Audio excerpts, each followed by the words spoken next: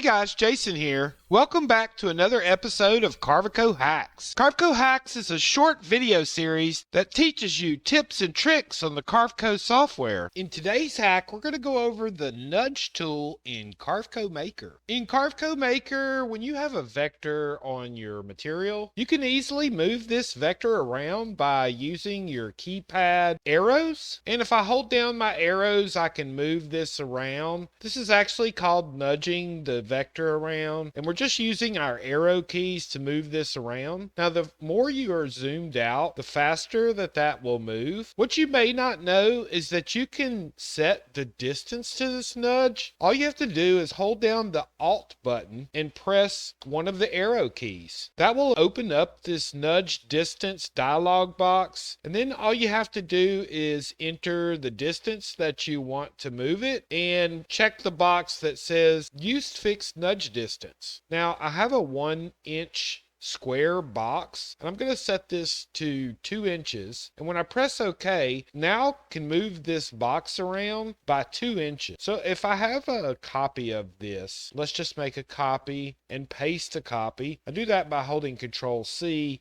and then Control V to copy and paste, and then I can nudge this over 2 inches. This is a really great way to create evenly spaced vectors. So I know that there is a 1-inch space between each one of these because we moved it 2 inches. 1 inch in between, and then the inch where it lies. With this trick, you can quickly lay out anything with perfect spacing. And that's the nudge tool in Carveco Maker. Thanks guys, make it happen, and I'll see you on the next hack.